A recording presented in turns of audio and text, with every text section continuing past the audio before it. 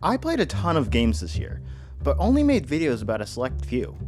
Some more than others.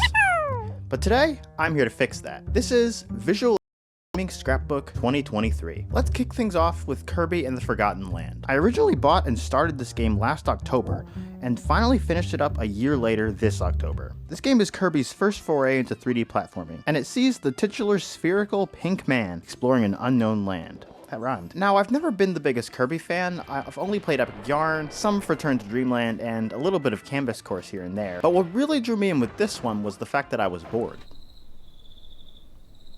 The main thing this game has going for it is the fact that it's not only a 3D platformer, but has fantastic lore to go along with it. I've wanted a 3D Kirby game for a long time, and HAL hit it right out of the park this time. Kirby and his stellar level design translate excellently to 3D, and it feels inspiring as a player. I'm not normally one to do side quests, or go out of my way for collectibles, but with this game, I found myself hunting down every last Waddle Dee just for the heck of it. I even ended the game with 57% completion. Please be proud of me.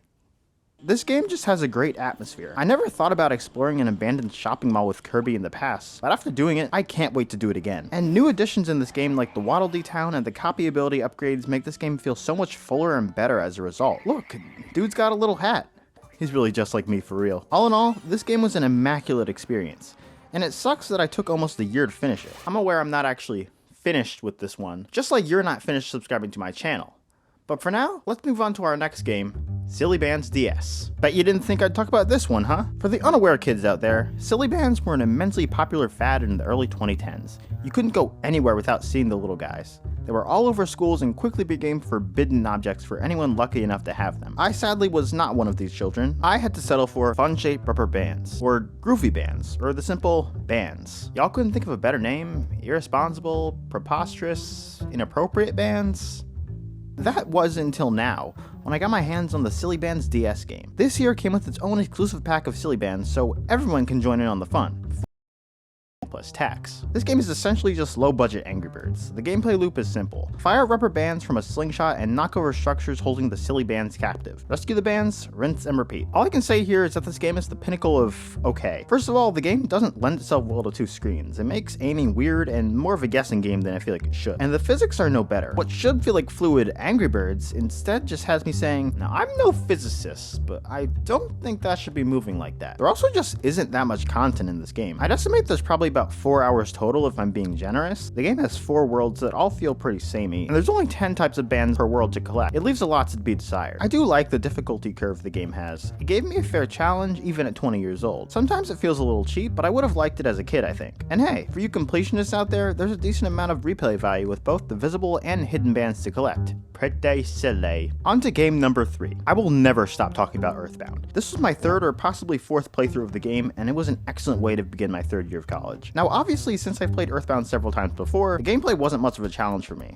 Don't get me wrong, I did lose to Frank Fly a number of times, as usual, but I'm definitely good at the game now. Definitely. When I originally covered the game in my Mother and Me episode, I played it to get out of a mental rut, but this time I was perfectly fine. It was just a normal, regular playthrough of Earthbound, and that was beautiful. I feel like the best part of Earthbound is that it brings something new to the table every time I play. I was much more engrossed in the storytelling tools, references, and allegories than I ever was before. I want to make a full video on this someday, but does Earthbound feel like a Jesus allegory for anyone else? Well, with Nessa's purity, the Sea of Eden, and the whole end of the game sequence, it's really wild looking at the game with this whole new lens. This time around, I tried to go out of my way and avoid rushing through the game. I even got the Sword of Kings this time. If anyone else plays through this game, I encourage you to just soak everything in. Experience the coffee and tea breaks like the acid trips they're supposed to be. Just enjoy. Now for the main event. SpiderMan. It ain't about the money, SpiderMan. I picked up a PS5 just for this game, and it was 1000% worth it. Right off the bat, this game really makes you feel like Spider-Man. No, seriously. Simply the speed increase that this game has just makes it feel way better to play. Just look at this comparison. Looking back, the PS4 games just feel slow. I had a blast with this game. It was a hype fest throughout. From the opening against Sandman to the battles with Venom and Kraven, this game was fantastic. The combat feels much more fluid in this game with the new spider arm and symbiote abilities, and it's great to freely switch between Miles and Peter. I think it's a missed opportunity to not include some sort of multiplayer mode, but maybe we'll see that in Spider-Man 3. My main complaint with this game is that there's not enough Miles content. I get that it's primarily a Peter story, and the stuff that we do get with Miles, like the Cultural Museum and the Brooklyn Visions, is amazing, but the focus feels a little lopsided in my opinion. I'm almost positive that this won't be the case in the next game, but it bothers me a bit here. Now what I cannot praise enough is the movement in this game. Not only did they make the map so much bigger with Brooklyn and Queens, but they made it so much more fun to get around. I still love swinging around, but the addition of the web gliders and pure speed of this game make it way more fun. It's like going from Mario Galaxy to Mario Odyssey. It's a night and day difference. I'd like to end off this video with the last game I played and my personal game of the year, Octopath Traveler 2. Now Octopath has been an iffy series in my mind for a while. I played the first game when it came out and loved it, but after losing to the final boss for the millionth time, there was a pretty bad taste left in my mouth, and I didn't really check out the series until Octopath 2 was announced. But even then, I wasn't super into it. I played the demo when it came out, and I just didn't really like the vibe of the game. The text felt super slow to get through, and the stories just weren't captivating me yet. And then I simply forgot about the game. That is, until I got the PS5. After finishing SpiderMan, I decided to try the demo again, and I found it a decent game this time. Plus it was on sale for only $15, so I thought to myself, why not? I got this game over a month ago and I've been hooked ever since. I even bought The Last of Us Part 1 and didn't touch it for 3 weeks. That's how good Octopath Traveler 2 is. Like its predecessor, Octopath 2 once again follows a band of 8 protagonists going on 8 separate journeys together. And wherever the first game faltered, this game thrives. You wanted the stories to intertwine more? Bam! Cross paths. You thought the game was too slow? Bam! 2 times speed. You thought Ophelia was too annoying? Your Excellency. Your Excellency.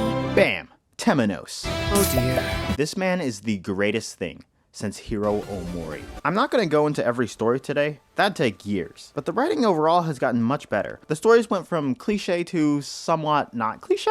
It doesn't sound like much, but they're so much more enjoyable this time around, and they actually connect in real, observable ways this time. It's still bonkers at the end when all the connection bombshells get dropped like that, and at least this time you can see them coming. I chose Cassidy as my starting character, and it was so cool to learn her connections to the other travelers through the banter system as well as the reveals from the final chapter. The gameplay and quality of life changes are great additions as well. The jobs have more clear uses this time and have less overlap between them, which I love. And the advanced jobs are cool as heck. Arcanist Particio for the win. Yeehaw! Let's do it!